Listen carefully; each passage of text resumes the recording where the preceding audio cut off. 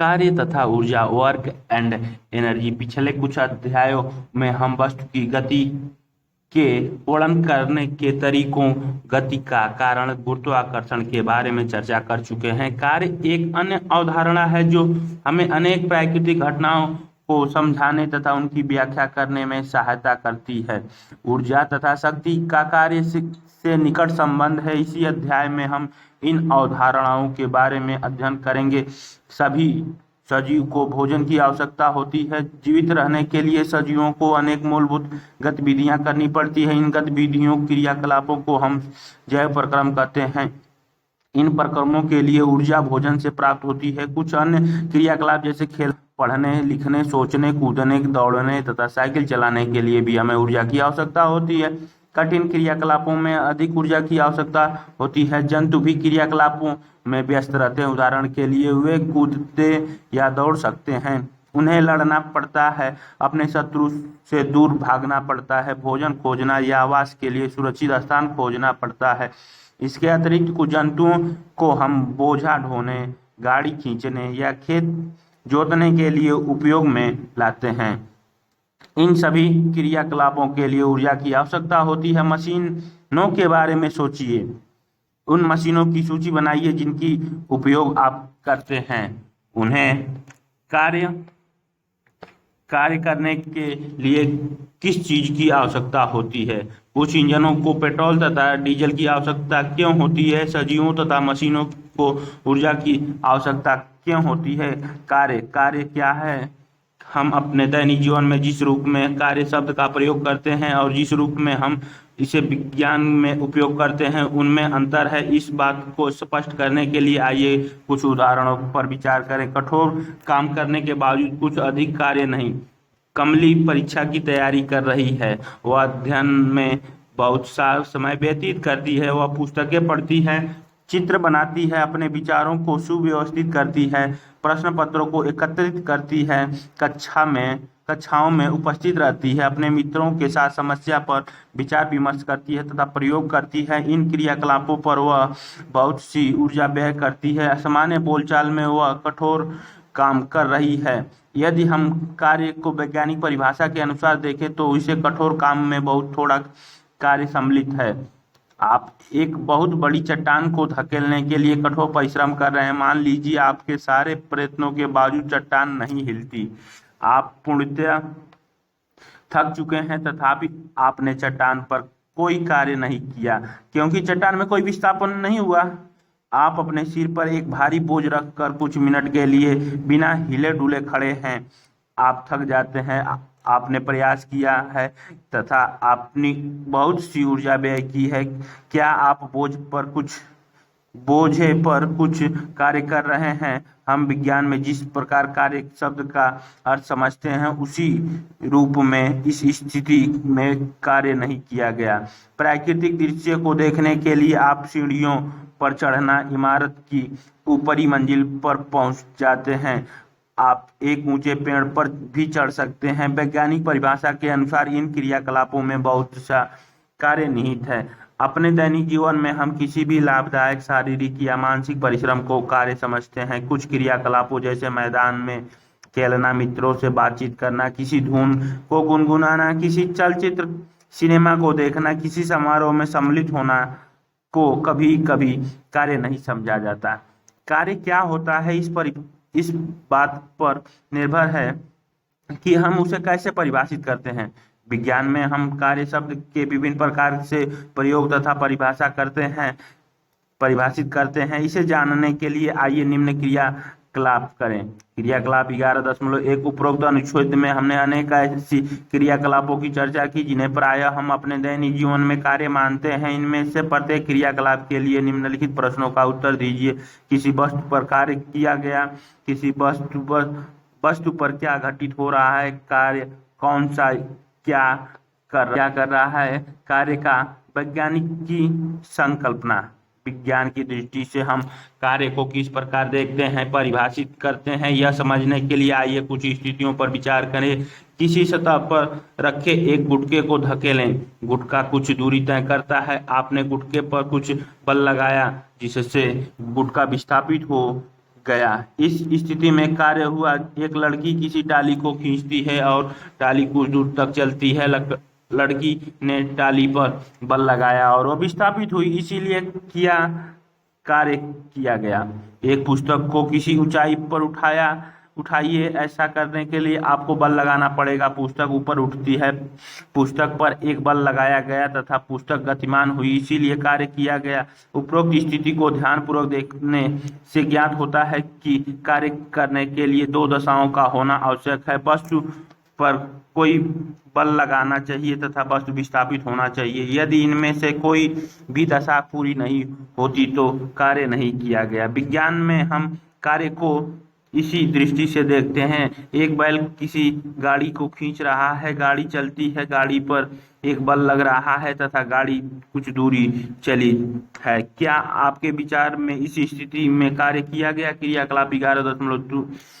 आपने दैनिक जीवन में कुछ स्थितियों पर विचार कीजिए जिनमें कार्य सम्मिलित हो, इनकी सूची बनाइए। अपने मित्रों से विचार विमर्श कीजिए कि क्या प्रत्येक स्थिति में कार्य किया गया है। अपने उत्तरों का कारण जानने का प्रयत्न कीजिए। अपने उत्तर का कारण जानने का प्रयत्न कीजिए। यदि कार्य हुआ है तो वस्तु पर कौन सा बल कार्य कर रहा है, वह कौन सी वस्तु है जिस पर कार्य किया गया है। जिस वस्तु पर कार्य किया गया उसकी स्थिति में क्या परिवर्तन होता है। क्रियाकलाप 11.3। कुछ स्थितियों पर विचार कीजिए जब वस्तु पर बल लगाने के बावजूद वह विस्थापित नहीं होती। ऐसी स्थिति पर भी विचार कीजिए जब कोई वस्तु बल लगे बिना ही विस्थापित हो जाए। प्रत्येक के लिए जितनी स्थितियां आप सोच सकते हैं उनको सूची बनाइए। अपने मित्रों से विचार विमर्श कीजिए कि क्या इन स्थितियों में कार्य हुआ है। एक नियत बल द्वारा किया गया कार्य। विज्ञान में कार्य को कैसे परिभाषित किया जाता है, इसे समझने के लिए पहले हम स्थिति पर विचार करते हैं। जब बल विस्थापन की दिशा में लग रहा हो, मान लीजिए किसी वस्तु पर एक नियत बल F कार्य करता है। मान लीजिए कि वस्तु बल की दिशा में s दूरी विस्थापित हुई। चित्र 11.1। मान लीजिए W किया गया कार्य है। कार्य की परिभाषा के अनुसार किया गया कार्य बल तथा विस्थापन के गुणनफल के बराबर है। किया गया कार्य बराबर बल गुणे विस्थापन, यानी W=F into S। Equation 11.1। F बल लगाकर S दूरी विस्थापित किया गया है जो चित्र 11.1 में दिखाया गया है। अतः किया गया कार्य बल के परिणाम तथा बल की दिशा में चली गई दूरी के गुणनफल के बराबर होता है। कार्य में केवल परिमाण होता है तथा कोई दिशा नहीं होती। समीकरण 11.1 में यदि F बराबर 1 न्यूटन तथा S बराबर 1 मीटर हो तो बल द्वारा किया गया कार्य 1 न्यूटन मीटर होगा, जहां बल का मात्रक न्यूटन मीटर या जूल है। अतः 1 जूल किसी वस्तु पर किया गए कार्य की वह मात्रा है जब 1 न्यूटन बल वस्तु को बल की क्रिया रेखा की दिशा में 1 मीटर विस्थापित कर दे। समीकरण 11.1 को ध्यानपूर्वक देखिए। यदि वस्तु पर लगने वाला बल शून्य है तो किया गया कार्य कितना होगा। यदि वस्तु का विस्थापन शून्य है तो किया गया कार्य कितना होगा। उन दशाओं का उल्लेख कीजिए जिनका कार्य होने के लिए पूरा होना आवश्यक है। उदाहरण 11.1। किसी वस्तु पर 5 न्यूटन बल लग रहा है। बल की दिशा में वस्तु 2 मीटर विस्थापित होती है। चित्र 11.2। यदि विस्थापन होते समय लगातार वस्तु पर बल लगता रहे तो समीकरण 11.1 के अनुसार किया गया कार्य होगा W बराबर F इंटू S। 5 गुणे 2 बराबर 10 न्यूटन मीटर, यानी 10 जूल विस्थापित होगी। चित्र 11.2 में दिखाया गया प्रश्न। किसी वस्तु पर 7 न्यूटन बल लगता है। मान लीजिए कि बल की दिशा में विस्थापन 8 मीटर है। चित्र 11.3। मान लीजिए वस्तु के विस्थापन के समय लगातार वस्तु पर बल लगता रहता है।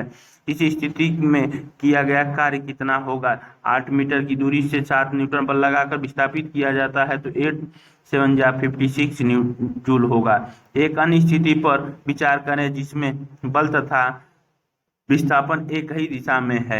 एक बच्चा किसी खिलौना कार को चित्र 11.4 में दर्शाए अनुसार धरती के समानांतर खींच रहा है। बच्चे ने कार के विस्थापन की दिशा में बल लगाया है। इस स्थिति में किया गया कार्य बल तथा विस्थापन के गुणनफल के बराबर होगा। इस प्रकार की स्थिति में बल द्वारा किया गया कार्य धनात्मक माना जाएगा। बल लगाकर बच्चा गाड़ी को खींच रहा है। चित्र 11.4 में दिखाया गया है।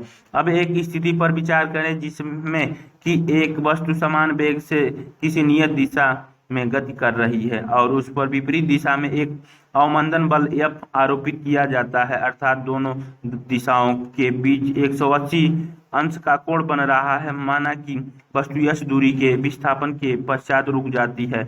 ऐसी स्थिति में बल F द्वारा किया गया कार्य ऋणात्मक माना जाता है और इसे ऋण चिन्ह द्वारा निर्दिष्ट किया जाता है। बल द्वारा किया गया कार्य F इंटू माइनस एस या माइनस F इंटू एस है। जब बल विस्थापन की दिशा के विपरीत दिशा में लगता है तो किया गया कार्य ऋणात्मक होता है। जब बल विस्थापन की दिशा में लगता है तो किया गया कार्य धनात्मक होता है। उपरोक्त विचार विमर्श से स्पष्ट है कि किसी बल द्वारा किया गया कार्य धनात्मक अथवा ऋणात्मक दोनों में से कोई एक हो सकता है। इसे समझने के लिए आइए निम्नलिखित क्रियाकलाप करें। निम्नलिखित क्रियाकलाप 4 किसी वस्तु को ऊपर उठाइए। आपके द्वारा वस्तु पर लगाया गया बल के द्वारा कार्य किया गया। वस्तु ऊपर की ओर चलती है। आपके द्वारा लगाया गया बल विस्थापन की दिशा में है तथापि वस्तु पर गुरुत्वीय बल भी कार्यरत है। इनमें से कौन सा बल धनात्मक कार्य कर रहा है, कौन सा बल ऋणात्मक कार्य कर रहा है, कारण बताइए। उदाहरण 11.2 एक कुली 15 kg को बोझ धरती से 1.5 मीटर ऊपर उठाकर अपने सिर पर रखता है। उसके द्वारा बोझ पर किया गया कार्य का परिकलन कीजिए। बोझ का द्रव्यमान m बराबर 15 kg, विस्थापन h बराबर 1.5, तो किया गया कार्य W बराबर F इंटू एस अर्थात mg गुणे एस 15 गुणे 10 इंटू 1.5 यानी 255 kg मीटर सेकेंड पे पावर -2 मीटर अर्थात 255 न्यूटन मीटर यानी 225 जूल का कार्य। कुली द्वारा बोझ पर किया गया कार्य 225 जूल है। प्रश्न, हम कब कहते हैं कि कार्य किया गया है? जब किसी वस्तु पर लगने वाला बल इसके विस्थापन की दिशा में हो तो किए गए कार्य का व्यंजन लिखिए। 1 जूल कार्य को परिभाषित कीजिए। बैलों की एक जोड़ी खेत जोतते समय किसी हल को 140 न्यूटन बल लगाती है। जोता गया खेत 15 मीटर लंबा है। खेत की लंबाई को जोतने में कितना कार्य किया गया? ऊर्जा के बिना जीवन असंभव है। ऊर्जा की आवश्यकता दिन प्रतिदिन बढ़ रही है। हमें ऊर्जा कहाँ से प्राप्त होती है? सूर्य हमारे लिए ऊर्जा का सबसे बड़ा प्राकृतिक स्रोत है। हमारे ऊर्जा के बहुत से स्रोत सूर्य से भी उत्पन्न होते हैं। हम परमाणुओं के नाभिक से, पृथ्वी के आंतरिक भागों से तथा ज्वार भाटों से भी ऊर्जा प्राप्त कर सकते हैं। क्या आप ऊर्जा के अन्य स्रोत के बारे में सोच सकते हैं? क्रियाकलाप 11.5 ऊर्जा के कुछ स्रोतों को ऊपर दिया गया है। ऊर्जा के अनेक अन्य स्रोत भी हैं, उनकी सूची बनाइए। छोटे समूहों में विचार विमर्श कीजिए कि किस प्रकार ऊर्जा के कुछ स्रोत सूर्य के कारण हैं। क्या ऊर्जा के कुछ ऐसे स्रोत भी हैं जो सूर्य के कारण नहीं है? ऊर्जा शब्द का प्रयोग प्रायः हम दैनिक जीवन में होता रहता है, किंतु विज्ञान में इसका एक निश्चित एवं परिशुद्ध अर्थ है। आइए निम्नलिखित उदाहरणों पर विचार करें। जब तीव्र वेग से गतिशील क्रिकेटर की गेंद स्थिर विकेटों से टकराती है तो विकेट दूर जा गिरते हैं। इसी प्रकार जब हम किसी वस्तु को किसी निश्चित ऊंचाई तक उठाते हैं तब उसमें कार्य करने की क्षमता समाहित हो जाती है। आपने अवश्य ही देखा होगा कि ऊंचाई तक उठाया गया हथौड़ा जब लकड़ी के किसी टुकड़े पर रखी हुई कील पर प्रहार करता है तो वह को लकड़ी में ठोक देता है। हमने बच्चों को खिलौने जैसे खिलौना कार में चाबी भरते भी देखा है। जब यह खिलौना किसी फर्श पर रखा जाता है तो ये गति करने लगता है। जब किसी गुब्बारे में हवा भर कर उसे दबाते हैं तो उसकी आकृति में परिवर्तन होता है। यदि हम गुब्बारे को कम बल लगाकर दबाते हैं तो बल को हटाने पर वह अपनी मूल आकृति में वापस आ जाता है, किंतु यदि हम गुब्बारे को अधिक बल से दबाएं तो यह विस्फोट ध्वनि करते हुए फट भी सकता है। इन सभी उदाहरणों में वस्तुएं विभिन्न प्रकार से कार्य करने की क्षमता अर्जित कर लेती हैं। यदि किसी वस्तु में कार्य करने की क्षमता है तो कहा जाता है कि इसमें ऊर्जा है। जो वस्तु कार्य करती है उसमें ऊर्जा की हानि होती है और जिस वस्तु पर कार्य किया जाता है उसमें ऊर्जा की वृद्धि होती है। किसी वस्तु में यदि ऊर्जा है तो यह कैसे कार्य करती है। कोई वस्तु जिसमें ऊर्जा है तो वह दूसरी वस्तु पर बल लगा सकती है। जब ऐसा होता है तो ऊर्जा पहली वस्तु से दूसरी वस्तु में स्थानांतरित हो जाती है। दूसरी वस्तु क्योंकि कुछ ऊर्जा ग्रहण करती है, इसीलिए कुछ कार्य कर सकती है और इस प्रकार यह गति में आ सकती है। इसी प्रकार पहली वस्तु में कार्य करने की क्षमता है। इसका अर्थ हुआ कि कोई वस्तु जिसमें ऊर्जा है कार्य कर सकती है। इस प्रकार किसी वस्तु में निहित ऊर्जा को उसकी कार्य करने की क्षमता के रूप में मापा जाता है। इसीलिए ऊर्जा का मात्रक वही है जो कार्य का अर्थात जूल का। एक जूल कार्य करने के लिए आवश्यक ऊर्जा की मात्रा 1 जूल होती है। कभी कभी ऊर्जा के बड़े मात्रक किलो जूल का उपयोग किया जाता है। 1 किलो जूल 1000 जूल के बराबर होता है। ऊर्जा के रूप सौभाग्य से जिस संसार में हम रहते हैं उसमें ऊर्जा अनेक रूप में विद्यमान है। विभिन्न रूपों में स्थितिज ऊर्जा, गतिज ऊर्जा, ऊष्मीय ऊर्जा, रासायनिक ऊर्जा, विद्युत ऊर्जा तथा प्रकाश ऊर्जा सम्मिलित है। इसे सोचिए, आप कैसे ज्ञात करेंगे कि कोई सत्ता वस्तु जिसका अस्तित्व है ऊर्जा का रूप है। आप अपने मित्रों तथा अध्यापकों से विचार विमर्श कर सकते हैं। जेम्स प्रेस्कॉट जूल एक प्रतिभाशाली ब्रिटिश भौतिक वैज्ञानिक थे। वे अपने विद्युत तथा ऊष्मीय गति के अनुसंधानों के लिए विशेष रूप से प्रसिद्ध हुए। अन्य विचारों के अतिरिक्त उन्होंने विद्युत के ऊष्मीय प्रभाव के बारे में नियम बनाया। उन्होंने ऊर्जा संरक्षण नियम को फोटो में दिखाए गए जेम्स प्रेस्कॉट जूल 1818 से 1889 तक दिए। ऊर्जा संरक्षण का प्रयोगात्मक रूप से सत्यापित किया तथा ऊर्जा के यांत्रिक तुल्यांक के मान की खोज की। ऊर्जा तथा कार्य के मात्रक का नाम जूल उन्हीं के सम्मान में रखा गया। गतिज ऊर्जा क्रियाकलाप 11.6। भारी गेंद लीजिए, इसे रेत की मोटी परत की आरी पर गिराइए।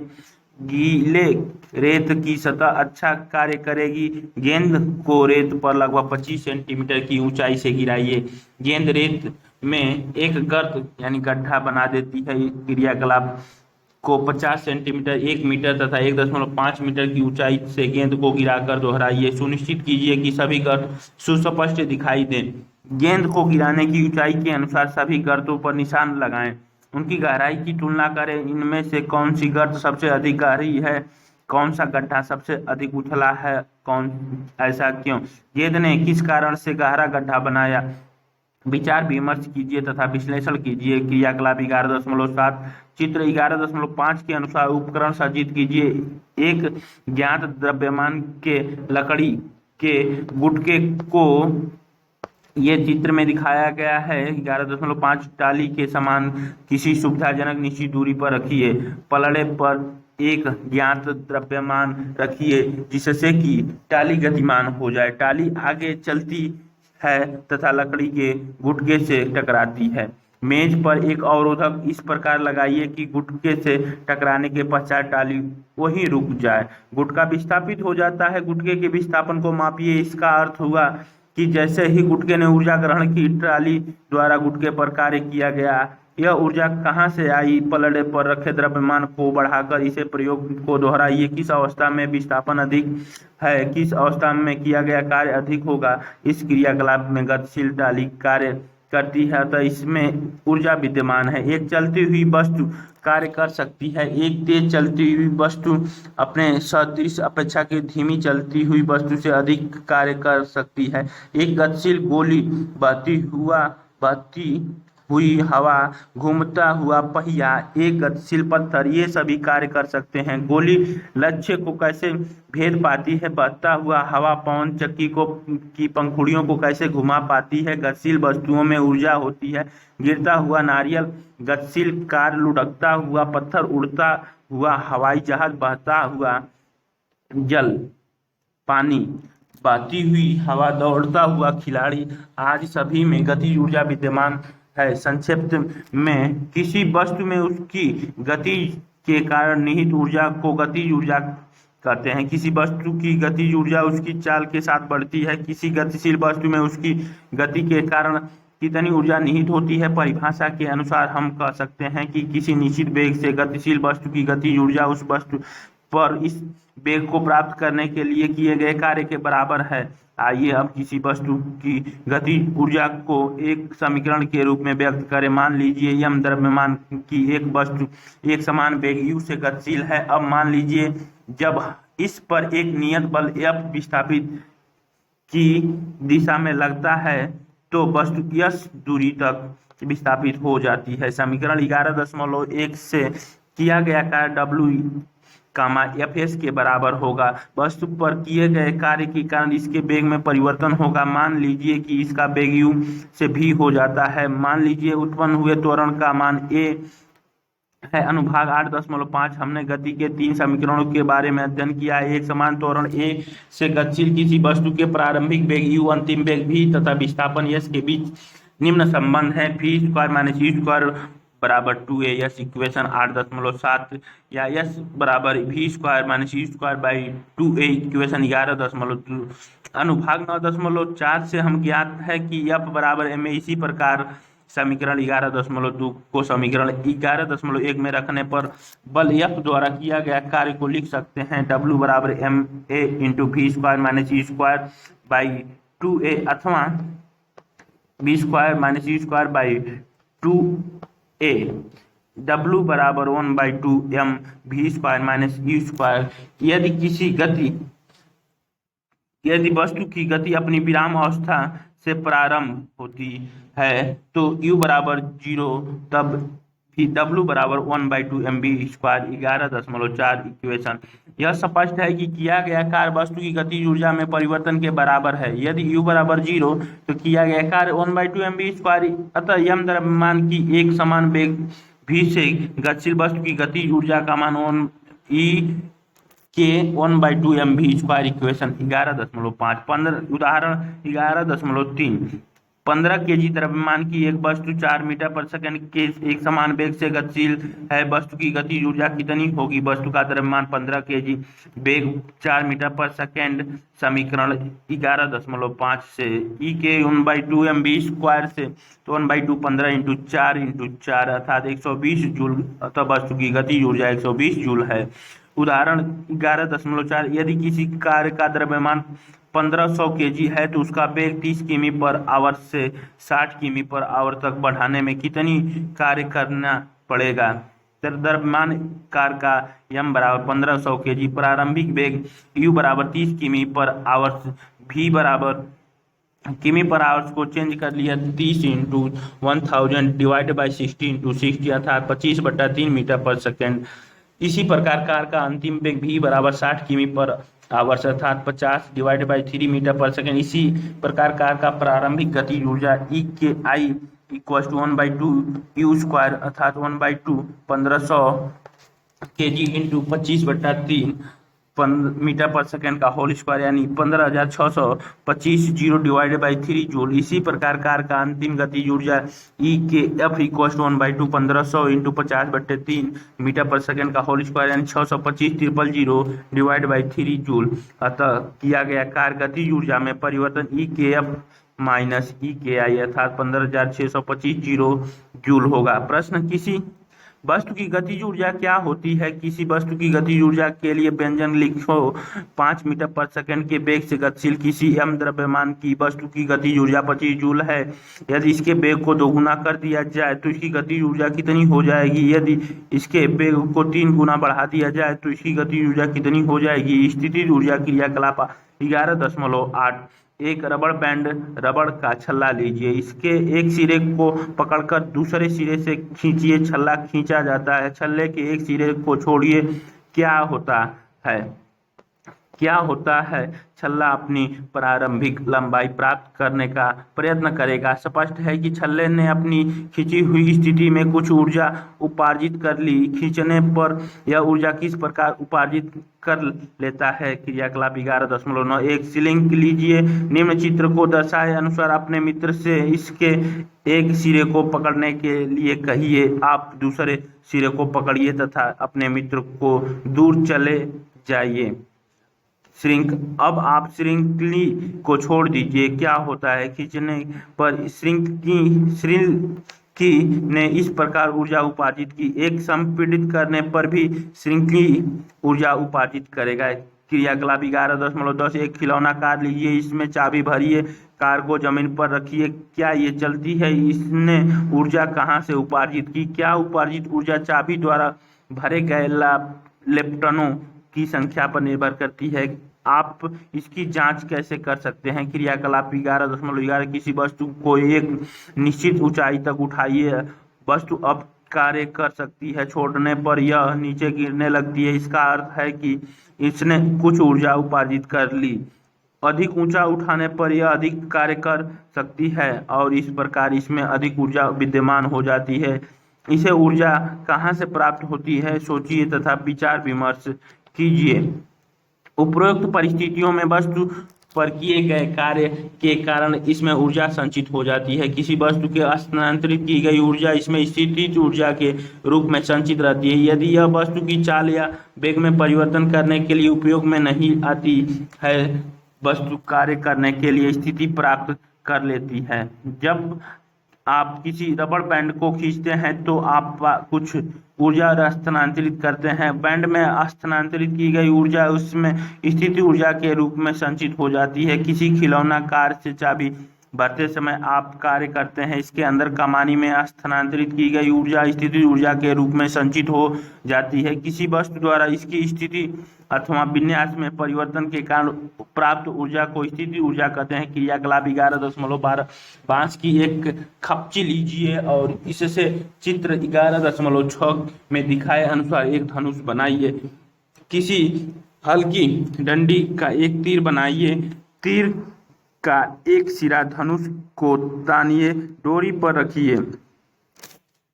अब डोरी को खींचिए और तीर को मुक्त कीजिए। तीर को धनुष से दूर जाते हुए देखिए। धनुष की आकृति में परिवर्तन पर ध्यान दीजिए। धनुष की आकृति में परिवर्तन के कारण उसमें संचित स्थिति ऊर्जा तीर को गति ऊर्जा प्रदान करता है, जिससे तीर गतिशील होकर दूर जा गिरती है। धनुष को तनित डोरी पर रखा तीर चित्र 11.6 में दिखाई गई है। किसी ऊंचाई पर वस्तु की स्थिति ऊर्जा। वस्तु को किसी ऊंचाई तक उठाने में इसकी ऊर्जा में वृद्धि होती है। इसका कारण है कि इसको ऊपर उठाने में इस पर गुरुत्व बल के विरुद्ध कार्य किया जाता है। इस प्रकार की वस्तु में विद्यमान ऊर्जा उसकी गुरुत्वीय स्थिति ऊर्जा है। भूमि से ऊपर किसी बिंदु पर किसी वस्तु की गुरुत्वीय स्थिति ऊर्जा को वस्तु को भूमि से उस बिंदु तक उठाने में गुरुत्वीय बल के विरुद्ध किए गए कार्य द्वारा परिभाषित करते हैं। किसी ऊंचाई पर किसी वस्तु के गुरुत्वीय स्थिति ऊर्जा के व्यंजन को ज्ञात करना सरल है। ये वस्तु h हाइट पर से नीचे भूमि से फेंकी जाती है। m द्रव्यमान की वस्तु के धरती से h ऊंचाई तक ऊपर उठाया जाता है। ऐसा करने के लिए एक बल की आवश्यकता है। वस्तु को उठाने के लिए आवश्यक न्यूनतम बल वस्तु के भार के बराबर अर्थात mg है। वस्तु में इस पर किए गए कार्य के बराबर ऊर्जा उपार्जित होगी। मान लीजिए कि वस्तु पर गुरुत्वीय बल के विरुद्ध किया गया कार्य W है, तब किया गया कार्य W बराबर बल गुणे विस्थापन अर्थात mg h ये स्थिति ऊर्जा, क्योंकि वस्तु पर किया गया कार्य mg के बराबर है, इसी वस्तु को mg h इकाई के बराबर ऊर्जा उपार्जित होगी। यह वस्तु की स्थिति ऊर्जा EP है। EP बराबर mgh इक्वेशन 11.6। इसे भी जानिए।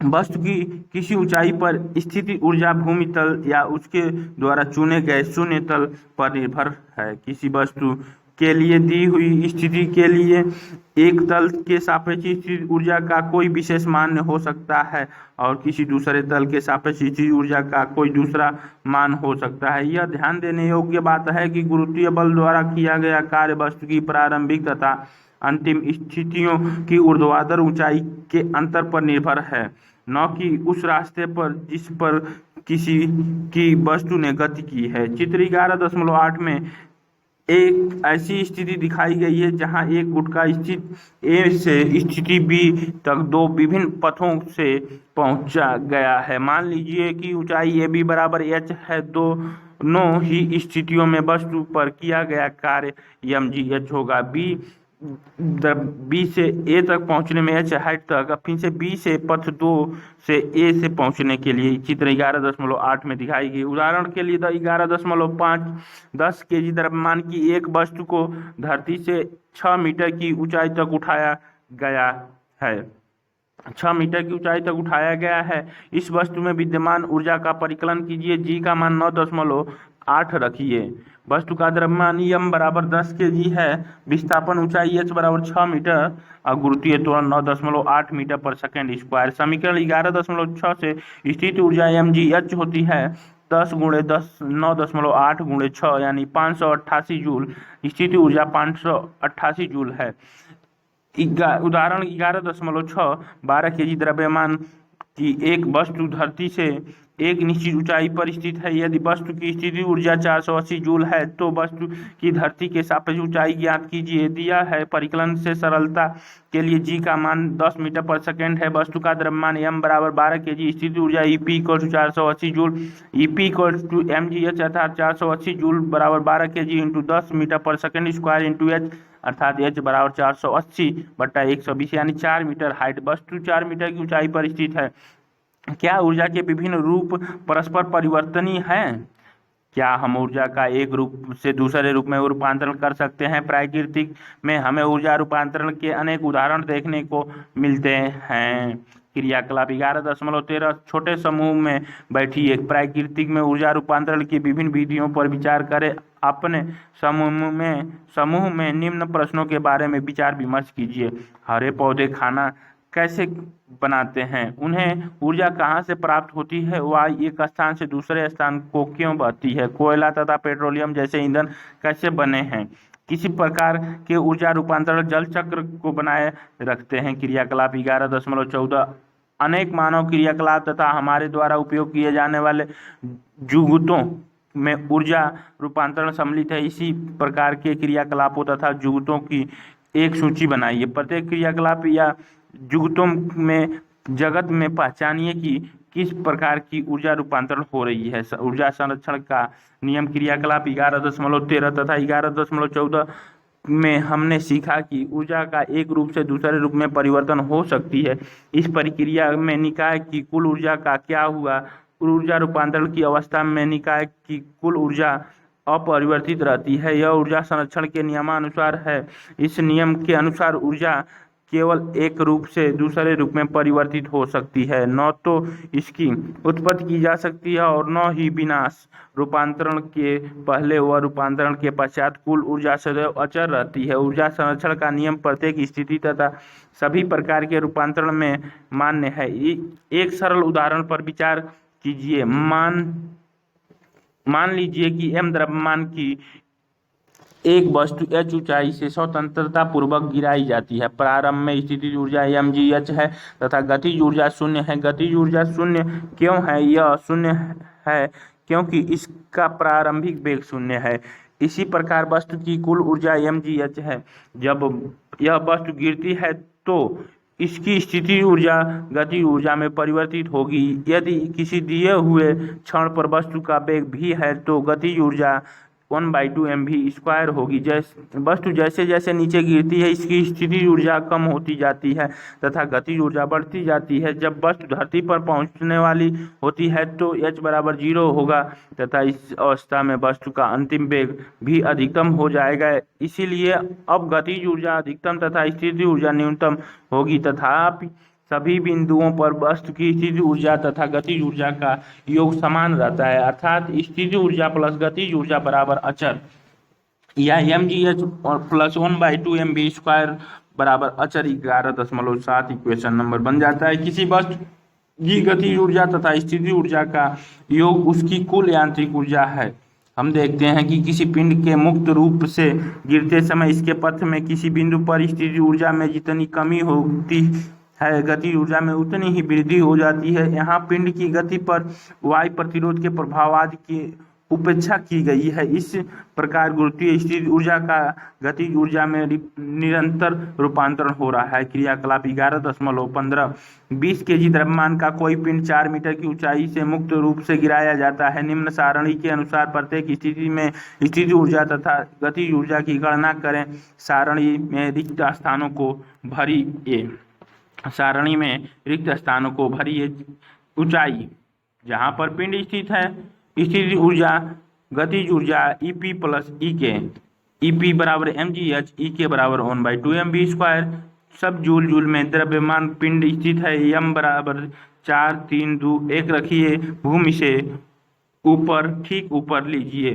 परिकलन में सुविधा के लिए g का मान 10 मीटर पर सेकंड ले लीजिए। विचार कीजिए, यदि प्रकृति में ऊर्जा रूपांतरण संभव नहीं होता तो क्या होता। एक विचार के अनुसार ऊर्जा रूपांतरण के बिना जीवन संभव नहीं हो पाता। क्या आप इसे सहमत हैं। कार्य करने की दर, क्या हम सब एक ही दर से कार्य करते हैं। क्या मशीनें ऊर्जा का उपयोग तथा रूपांतरण समान दर से करती हैं। अभिकर्ता एजेंट जो ऊर्जा रूपांतरण करते हैं विभिन्न दरों से कार्य करते हैं। आइए इसे निम्न क्रियाकलाप से समझते हैं। क्रियाकलाप 11.16 दो बच्चे, मान लीजिए A तथा B के बारे में विचार कीजिए। मान लीजिए दोनों का द्रव्यमान समान है। दोनों रस्से पर अलग अलग चढ़ने प्रारंभ करते हैं। दोनों 8 मीटर की ऊंचाई तक पहुंचते हैं। मान लीजिए इस कार्य को करने में A 15 सेकंड लेता है, B 20 सेकंड लेता है। प्रत्येक बच्चे द्वारा किया गया कार्य कितना है। किया गया कार्य समान है, तथापि A ने कार्य करने के लिए B की अपेक्षा कम समय लिया। किस बच्चे ने दिए हुए समय तथा मान लीजिए कि 1 सेकंड में कितना अधिक कार्य किया। 1 सेकंड में कितना अधिक कार्य किया। एक शक्तिशाली व्यक्ति किसी दिए हुए कार्य को अपेक्षाकृत कम समय में पूरा कर सकता है। अधिक शक्तिशाली वाहन कम शक्तिशाली वाहन की अपेक्षा हमें किसी यात्रा को कम समय में पूरा करा सकता है। हम मोटर बाइक तथा मोटर कार जैसी मशीनों की शक्ति के बारे में बातें करते हैं। इन वाहनों के वर्गीकरण का आधार यह है कि ये कितनी तेजी से ऊर्जा परिवर्तन या कार्य करते हैं। शक्ति किए गए कार्य की गति को मापती है, अर्थात कार्य कितना शीघ्रता या देर से किया गया है। शक्ति की परिभाषा इस प्रकार है। कार्य करने की दर या ऊर्जा रूपांतरण की दर को शक्ति कहते हैं। यदि कोई अभिकर्ता एजेंट T समय में W कार्य करता है तो शक्ति का मान शक्ति बराबर कार्य बट्टे समय या P = W/T। इक्वेशन 11.8 शक्ति का मात्रक वाट है। इसका प्रतीक W है। यह मात्रक जेम्स वाट 1763 से 1819 के सम्मान में रखा गया है। 1 वाट उस अभिकर्ता एजेंट की शक्ति है जो 1 सेकंड में 1 जूल कार्य करता है। हम यह भी कह सकते हैं कि यदि ऊर्जा के उपयोग की दर 1 जूल पर सेकंड हो तो शक्ति 1 वाट होगी। 1 वाट बराबर 1 जूल पर सेकंड या 1 वाट बराबर 1 जूल सेकंड इनवर्स। हम ऊर्जा स्थानांतरण की उच्च दरों को किलोवाट kW में व्यक्त करते हैं। 1 किलोवाट बराबर 1000 वाट, 1 किलोवाट बराबर 1000 वाट या 1 जूल सेकंड। किसी अभिकर्ता एजेंट की शक्ति समय के साथ बदल सकती है। इसका अर्थ है कि अभिकर्ता विभिन्न समय अंतरालों में विभिन्न दर से कार्य कर सकता है। इसीलिए औसत शक्ति की अवधारणा लाभप्रद है। औसत शक्ति को हम कुल उपयोग की गई ऊर्जा का कुल लिए गए समय से विभाजित कर प्राप्त कर सकते हैं। उदाहरण के लिए 11.7 दो लड़कियां जिनमें से प्रत्येक का भार 400 न्यूटन है एक रस्से पर 8 मीटर की ऊंचाई तक चढ़ती है। हम एक लड़की का नाम A रखते हैं तथा दूसरी लड़की का नाम B। इस कार्य को पूरा करने में लड़की A 20 सेकंड का समय लेती है जबकि लड़की B 50 सेकंड का समय लेती है। प्रत्येक लड़की द्वारा व्यय की गई शक्ति का परिकलन कीजिए। हल लड़की A द्वारा की गई शक्ति, लड़की का भार mg बराबर 400 न्यूटन, विस्थापन h बराबर 8 मीटर, लिया गया समय t बराबर 20 सेकंड, अर्थात इक्वेशन 11.8 से P शक्ति किया गया कार्य बटे लिया गया समय अर्थात mg/t बराबर 400 newton into 8 metre divide by 20 second यानी 160 वाट। लड़की B द्वारा व्यय की गई शक्ति, लड़की का भार mg बराबर 400 न्यूटन, विस्थापन ऊंचाई h बराबर 8 मीटर, लिया गया समय t बराबर 50 सेकेंड, अर्थात शक्ति P बराबर mgh divided by t। 400 newton into 8 metre divided by 50 second अर्थात 64 वाट। लड़की ए द्वारा व्यय की गई शक्ति 160 वाट है तथा लड़की बी द्वारा व्यय की गई शक्ति 64 वाट है। मतलब 850 kg द्रव्यमान का एक लड़का एक सोपान जीना पर दौड़कर 50 सीढ़ियों 9 सेकंड में चढ़ता है। यदि प्रत्येक सीढ़ी की ऊंचाई 15 सेंटीमीटर हो तो उसकी शक्ति का परिकलन कीजिए। जी का मान 10 मीटर पर सेकंड स्क्वायर लीजिए। लड़के का भार mg बराबर 50 गुणे 10 बराबर 500 न्यूटन। 45 सीढ़ियों की कुल लंबाई h बराबर 45 गुणे 15/100 यानी 6.75 मीटर। चढ़ने में लगा कुल समय t बराबर 9 सेकेंड। अतः समीकरण 11.8 से शक्ति P बराबर किया गया कार्य W बटे लिया गया समय t अर्थात mgh divided by t 500 Newton into 6.75 divide by 9 second अर्थात 375 वाट। लड़के की शक्ति 375 वाट है। शक्ति क्या है? 1 वाट शक्ति को परिभाषित कीजिए। एक लैंप 1000 जूल विद्युत ऊर्जा 10 सेकेंड में व्यय करता है तो इसकी शक्ति कितनी है? औसत शक्ति को परिभाषित कीजिए। ऊर्जा का व्यावसायिक मात्रक जूल ऊर्जा का बहुत छोटा मात्रक है तो यह ऊर्जा की बड़ी राशियों को व्यक्त करने के लिए असुविधाजनक है। इसीलिए हम ऊर्जा का एक बड़ा मात्रक उपयोग में लाते हैं जिसे किलोवाट घंटा कहते हैं। 1 किलोवाट घंटा से क्या तात्पर्य? मान लीजिए हमारे पास एक मशीन है जो 1 सेकंड में 1000 जूल ऊर्जा का उपयोग में लाती है। यदि इस मशीन को लगातार 1 घंटे तक उपयोग में लाएं तो यह 1 किलोवाट आवर ऊर्जा व्यय करेगी। इस प्रकार 1 किलोवाट घंटा यानी 1 kWh ऊर्जा की वह मात्रा है जो 1 किलोवाट के किसी स्रोत को 1 घंटे तक उपयोग करने में व्यय होगी। अर्थात 1 किलोवाट यानी 1 किलो इंटू 1 आवर यानी 1000 वाट गुणे 3600 सेकेंड यानी 36.225 जूल यानी 3.6 इंटू 10⁻6 जूल। 1 किलोवाट आवर बराबर 3.6 गुणे 10⁻6 जूल। घरों में, उद्योगों में तथा व्यावसायिक संस्थानों में व्यय होने वाली ऊर्जा का प्रायः किलोवाट घंटा में व्यक्त करते हैं। उदाहरण के लिए एक महीने में उपयोग की गई विद्युत ऊर्जा को यूनिट के रूप में व्यक्त करते हैं। 1 यूनिट का अर्थ होता है 1 किलोवाट घंटा। 60 उदाहरण 11.9 60 वाट का एक विद्युत बल्ब प्रतिदिन 6 घंटे उपयोग किया जाता है। बल्ब द्वारा एक दिन में खर्च की गई ऊर्जा की यूनिटों का परिकलन कीजिए। बल्ब की शक्ति P बराबर 60 वाट यानी 0.06 किलो वाट। उपयोग किया गया समय t बराबर 6 घंटा। ऊर्जा बराबर शक्ति इंटू लिया गया समय अर्थात 0.06 किलोवाट गुणे 6 आवर यानी 0.36 किलोवाट 6 यानी 0.36 यूनिट। बल्ब द्वारा 0.36 यूनिट खर्च होगी।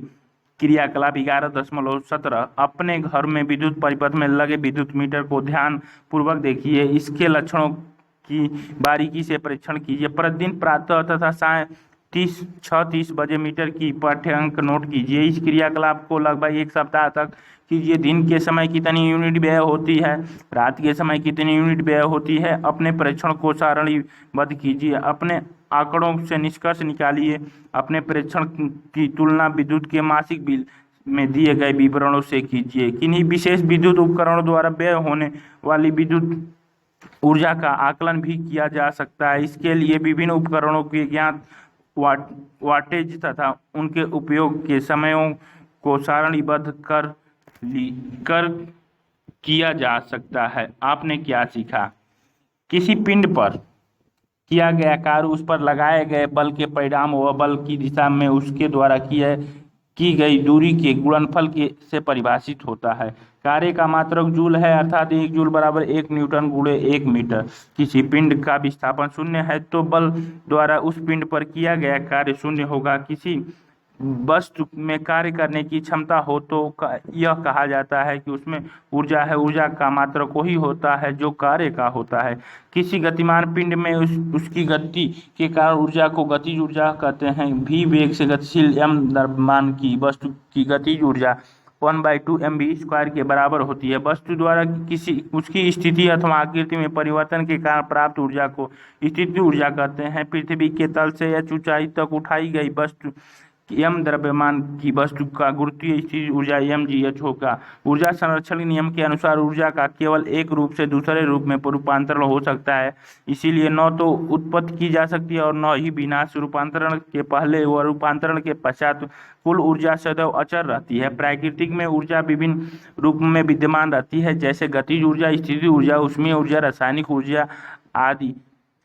किसी विद्युत की गतिज तथा स्थितिज ऊर्जा की योग को उसकी कुल यांत्रिक ऊर्जा कहते हैं। कार्य करने की दर को शक्ति कहते हैं। शक्ति का SI मात्रक वाट है। 1 वाट बराबर 1 जूल पर सेकंड होती है। 1 किलो वाट की दर से 1 घंटे में व्यय हुई ऊर्जा को किलोवाट घंटा 1 kWh के बराबर होती है।